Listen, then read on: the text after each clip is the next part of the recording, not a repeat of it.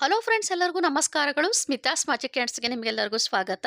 ನೋಡಿ, ಈ ಬಾರಿ ಬಂದಿರುವಂಥ ವಿಶೇಷವಾದ ಪುತ್ರದ ಏಕಾದಶಿ ಬಗ್ಗೆ ಮಾಹಿತಿ ಕೊಡ್ತಾ ಇದ್ದೇನೆ. ಈ ಪುತ್ರದ ಏಕಾದಶಿಯು ವರ್ಷದಲ್ಲಿ 2 ಬಾರಿ ಬರ್ತದೆ. ಒಂದರಲ್ಲಿ ಒಮ್ಮೆ ಶ್ರಾವಣ ಮಾಸದಲ್ಲಿ, ಮತ್ತೊಮ್ಮೆ ಈ ಒಂದು ಪುಷ್ಯ ಮಾಸದಲ್ಲಿ. ಇದು ತುಂಬಾ ವಿಶೇಷವಾಗಿ ಬಂದಿರುವಂಥದ್ದು. ಇದರಲ್ಲಿ ಏನಪ್ಪ ಅಂತಂದರೆ, ಈಗ ನಮಗೆ ಬಂದಿರುವಂಥ ಏಕಾದಶಿಯು ಯಾವಾಗ ಪ್ರಾರಂಭವಾಗುತ್ತದೆ ಅನ್ನೋದಾದರೆ, ಪುಷ್ಯ ಮಾಸ ಶುಕ್ಲ ಪಕ್ಷ ಏಕಾದಶಿ ತಿಥಿಯು 20ನೇ ತಾರೀಕು ಶನಿವಾರ ಸಾಯಂಕಾಲ 7 ಗಂಟೆ 27 ನಿಮಿಷಕ್ಕೆ ಪ್ರಾರಂಭವಾದರೆ ಅದು ಮುಕ್ತಾಯವಾಗುವಂಥದ್ದು 21ನೇ ತಾರೀಕು ಭಾನುವಾರ ಸಾಯಂಕಾಲ 7 ಗಂಟೆ 28 ನಿಮಿಷಕ್ಕೆ. ನಾವು ಕೂಡ ಆಚರಣೆ ಮಾಡಬೇಕಾಗಿರುವಂಥದ್ದು 21ನೇ ತಾರೀಕು ಭಾನುವಾರವೇ ಆಗಿರ್ತದೆ. ಈ ಏಕಾದಶಿಯನ್ನು ಉಪವಾಸ ಇದ್ದು ಪೂಜೆ ಮಾಡಬೇಕಾಗುತ್ತದೆ. ಪೂಜೆ ಮಾಡೋದ್ರಿಂದ ಏನೆಲ್ಲ ಫಲ ಸಿಗುತ್ತೆ ಅನ್ನೋದಾದರೆ, ಅಶ್ವಮೇಧ ಯಾಗ ಮಾಡಿದಷ್ಟೇ ನಮಗೆ ಪುಣ್ಯ ಸಿಗುತ್ತದೆ. ಹಾಗೆಯೇ ಯಾರೆಲ್ಲ ಸಂತಾನಾಪೇಕ್ಷೆ ಉಳ್ಳವರಾಗಿರ್ತೀರಿ, ಈ ಏಕಾದಶಿ ಆಚರಣೆ ಮಾಡೋದ್ರಿಂದ ಅವರ ಕೋರಿಕೆಯೂ ಕೂಡ ಬೇಗನೆ ಈಡೇರುತ್ತದೆ. ಉಪವಾಸ ನಾವು ಎಂದು ಪ್ರಾರಂಭ ಮಾಡಬೇಕು ಅಂತ ಅಂದರೆ, ಈಗ ನಮಗೆ ಭಾನುವಾರ ನಾವು ಈ ಒಂದು ಏಕಾದಶಿ ಆಚರಣೆ ಮಾಡೋದ್ರಿಂದ ನಾವು ಶನಿವಾರ ಸಾಯಂಕಾಲದಿಂದನೇ ಉಪವಾಸವನ್ನು ಆಚರಣೆ ಮಾಡಬೇಕಾಗುತ್ತದೆ. ಭಾನುವಾರದ ದಿವಸ ನಾವು ಸಂಪೂರ್ಣವಾಗಿ ಉಪವಾಸ ಇದ್ದು 22ನೇ ತಾರೀಕು ಸೋಮವಾರ ಬೆಳಗ್ಗೆ ನಾವು ದ್ವಾದಶಿಯ ಟೈಮಲ್ಲಿ ನಾವು ಈ ಒಂದು ಉಪವಾಸವನ್ನು ಬಿಡಬೇಕಾಗುತ್ತದೆ. ಉಪವಾಸದ ನಿಯಮಗಳು ಈಗಾಗಲೇ ನಿಮಗೆ ಗೊತ್ತಿರುವ ಹಾಗೆ ಸಂಪೂರ್ಣವಾಗಿ ಉಪವಾಸ ಇದ್ದು ಆಚರಣೆ ಮಾಡಿದರೆ ತುಂಬಾ ಒಳ್ಳೆಯದು. ಒಂದು ಪಕ್ಷ ನಿಮಗೆ ಉಪವಾಸ ಇರೋದು ಸ್ವಲ್ಪ ಕಷ್ಟ ಆಗುತ್ತೆ ಅನ್ನೋದಾದರೆ ಹಾಲು ಹಣ್ಣು ಅಷ್ಟೇ ನೀವು ತೆಗೆದುಕೊಂಡು ಉಪವಾಸವು ಇರಬೇಕಾಗುತ್ತದೆ. ಈ ಪುಷ್ಯ ಏಕಾದಶಿಯಲ್ಲಿ ಒಂದು ವಿಶೇಷ ಏನಪ್ಪ ಅಂತಂದರೆ, ತುಳಸಿ ಮಾಲೆ ಅರ್ಪಣೆ ಮಾಡುವುದು ತುಂಬ ವಿಶೇಷ. ಹಾಗೆಯೇ ಒಂದು ತುಳಸಿ ಮಾಲೆಯನ್ನು ಅರ್ಪಣೆ ಮಾಡೋದ್ರ ಜೊತೆಯಲ್ಲಿ ನೀವು ಒಂದು ಸಂತಾನ ಗೋಪಾಲ ಮಂತ್ರವನ್ನು ಕೂಡ ಹೇಳ್ಕೋಬೇಕಾಗುತ್ತದೆ. ಆ ಒಂದು ಮಂತ್ರವನ್ನು ನಿಮಗೆ ಡಿಸ್ಪ್ಲೇ ಮೇಲೆ ಹಾಕಿರ್ತೇನೆ.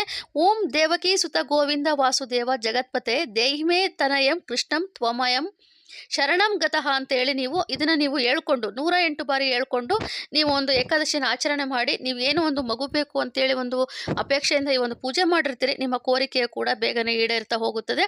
ಆಮೇಲೆ ಇನ್ನೊಂದು ಮಾಹಿತಿ ಏನಪ್ಪ ಅಂತಂದರೆ, ವಿಷ್ಣು ಸಹಸ್ರನಾಮ ಹೇಳ್ಕೋಬೇಕು ಅವತ್ತಿನ ದಿವಸ. ವಿಶೇಷವಾದದ್ದು ವಿಷ್ಣು ಸಹಸ್ರನಾಮ ಹೇಳ್ಕೊಳ್ಳೋದ್ರಿಂದ ಮನೆಯಲ್ಲಿ ಇರುವ ಒಂದು ನಕಾರಾತ್ಮಕತೆ ಶಕ್ತಿ ಕಡಿಮೆಯಾಗಿ ನಮ್ಮ ಕುಟುಂಬದ ಸಂತೋಷ ಹೆಚ್ಚಾಗ್ತಾ ಹೋಗುತ್ತದೆ.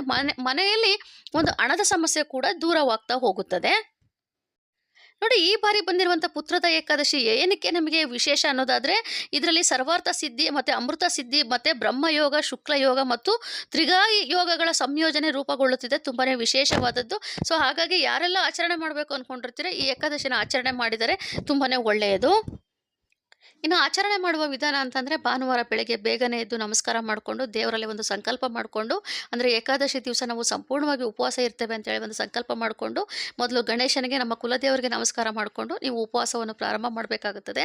ಹಾಗೆ ಬೆಳಗ್ಗೆನೇ ಪೂಜೆ ಮಾಡ್ಕೋಬೋದು. ಹಾಗೆ ಸಂಜೆನೂ ಕೂಡ ಪೂಜೆ ಮಾಡಿಕೊಂಡ್ರೆ ತುಂಬಾ ಒಳ್ಳೆಯದು. ಬೆಳಗ್ಗೆ ಪೂಜೆ ಮಾಡಿಕೊಂಡು ನಂತರದಲ್ಲಿ ದೇವಸ್ಥಾನಕ್ಕೆ ಹೋಗಿ ಬಂದು ಸಂಜೆನೂ ಉಪವಾಸ ಮಾಡಬೇಕು. ಆಮೇಲೆ ನೀವು ರಾತ್ರಿ ಊಟ ಮಾಡ್ಬೋದು ಅಂತ ಕೇಳ್ಬೋದು.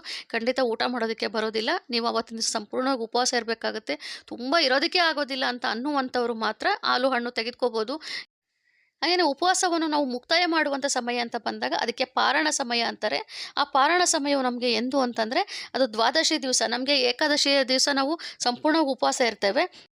ದ್ವಾದಶಿ ದಿವಸ ಬೆಳಗ್ಗೆ 6 ಗಂಟೆ 46 ನಿಮಿಷದಿಂದ 9 ಗಂಟೆ 4 ನಿಮಿಷದವರೆಗೂ ನಿಮಗೆ ಸಮಯವಿರುತ್ತದೆ. ಆ ಸಮಯದಲ್ಲಿ ನೀವು ಮತ್ತೊಮ್ಮೆ ಸ್ನಾನವನ್ನು ಮಾಡಿಕೊಂಡು ಪೂಜೆ ಎಲ್ಲ ಮಾಡಿಕೊಂಡು ನಂತರದಲ್ಲಿ ಒಂದು ಪ್ರಸಾದ ಅಂತೇಳಿ ನೀವು ಸರಳವಾಗಿ ಒಂದು ಸಿಹಿ ಸಜ್ಜಿಗೆ ಏನಾದ್ರೂ ಸರಿನೇ ಒಂದು ಪ್ರಸಾದವಾಗಿ ಇಟ್ಟು ನಮಸ್ಕಾರ ಮಾಡಿಕೊಂಡು ನಂತರದಲ್ಲಿ ನೀವು ಉಪವಾಸವನ್ನು ಬಿಡಬಹುದು.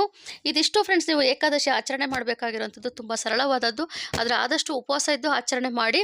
ಸೊ ಇವತ್ತಿನ ಒಂದು ವಿಡಿಯೋ ನಿಮಗೆ ಇಷ್ಟವಾಗಿದ್ದಲ್ಲಿ ದಯವಿಟ್ಟು ಆದಷ್ಟು ಲೈಕ್ ಮಾಡಿ, ಕಮೆಂಟ್ ಮಾಡಿ, ಶೇರ್ ಮಾಡಿ, ಹಾಗೆಯೇ ಸಬ್ಸ್ಕ್ರೈಬ್ ಮಾಡ್ಕೊಳ್ಳಿ. Thank you.